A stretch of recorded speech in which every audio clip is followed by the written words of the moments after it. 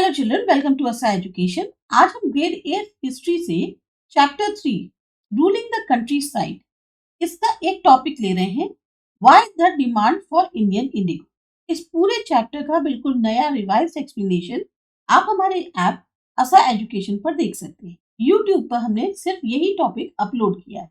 Indigo plant की जो है इतनी ज्यादा, या इंडियन इंडिगो की डिमांड इतनी ज्यादा क्यों थी? जो इंडिगो प्लांट था ये मेनली ट्रॉपिक्स में पाया जाता है। ट्रॉपिक्स क्या होते हैं? जहाँ बहुत एक्सट्रीम में गर्मी और सर्दी होती है। 13th सेंचुरी तक जो इंडियन इंडिगो है इसका इस्तेमाल किया जाता था जो भी कपड़ा बनाने वाले मैन्युफैक्चरर्स होते हैं, जैसे इटली में, फ्रांस में या ब्रिटेन में थे, वो लोग करते थे ताकि कपड़े को रंगा जा सके। डाई क्लॉथ मतलब होता है कि कपड़े को रंगना। बहुत ही कम मात्रा में इंडियन इंडिगो जो है वो यूरोपियन मार्केट पहुंच पाता। इसी वजह से इसके जो प्राइस थे वो बहुत ज्यादा थे। अब यूरोपियन क्लॉथ मैन्युफैक्चरर्स इसमें निर्भर किस पर रहते थे? एक और पेड़ पे, जिसको कहते हैं वार्ड।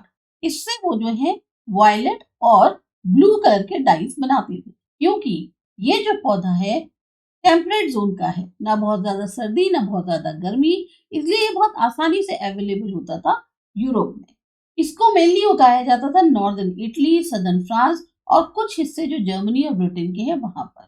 अब जब कंपटीशन बढ़ने लग गया इंडिगो से, तो चिंतित होके जो वार्ड के प्रोड्यूसर्स थे यूरोप में, उन्होंने वहां की गवर्नमेंट पर दबाव डालना शुरू किया कि आप जो है इंडिगो का इंपोर्ट जो है उसे बैन करिए, मतलब आप इस पर रोक लगा दीजिए। जो क्लॉथ ड्रायर्स थे वो चाहते थे कि इंडिगो जो है एज अ डाई यूज किया जाए। इंडिगो जो है बहुत ही रिच ब्लू कलर देता है, जबकि जो डाई वर्ड से बनता है वो थोड़ा पेल होता है, मतलब उसमें बहुत ज्यादा शाइन नहीं होती और डल सा होता है। 17th सेंचुरी तक जो यूरोपियन क्लॉथ के प्रोड्यूसर्स थे, अब उन्होंने अपनी गवर्नमेंट को मना लिया था कि आप जो है बैन इंडिगो इंपोर्ट पर उसमें थोड़ा सा छूट दे सकते हैं, रिलैक्स कर सकते हैं, क्योंकि फ्रेंच ने जो है इंडिगो कल्टीवेशन स्टार्ट कर दिया था सेंट डोमिनिक में, कैरिबियन आइलैंड्स के अंदर, पोर्तुगीज में ब्राजील के अंदर, इंग्लिश में जमैका के अंदर और स्पेनिश वेनेजुला के अंदर। इंडिगो प्लांटेशंस जो हैं वो कई हिस्सों में नॉर्थ अमेरिका के भी अब उनको उगाया जाने लग गया।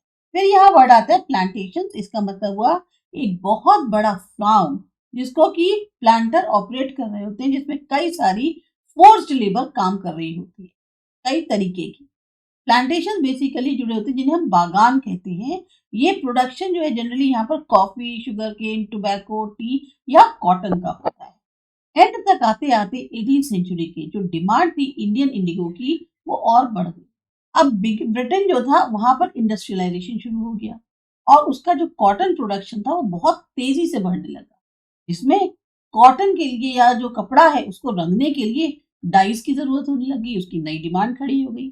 जहां डिमांड इंडिगो की बढ़ने लगी, उसकी जो एग्जिस्टिंग सप्लाई थी वेस्ट इंडीज से और अमेरिका से, वो कोलैप्स कर गई, खत्म हो गई। कई सारे उसके कारण थे। तो 1783 से 1789 तक जो प्रोडक्शन था इंडिगो का पूरे दुनिया के अंदर वो आधा हो गया। जो क्लॉथ डायर्स थे ब्रिटेन के अंदर, अब वो नए सोर्सेज देख रहे थे कि किसी तरीके से इंडिगो सप्लाई मिल जाए।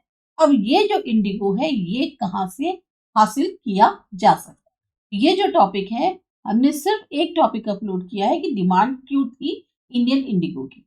अगर आपको ये टॉपिक अच्छा लगा, इसके बाद का जो कंप्लीट चैप्टर है वो ऐप पर देख सकते हैं आप, क्योंकि हमारी जो ऐप है असा एजुकेशन, उसमें अब हम बिल्कुल नए वीडियोस ला रहे हैं जिसमें काफी डिटेल में और बहुत ही अच्छे से क्लियर करके इजी हिंदी में समझाया गया है।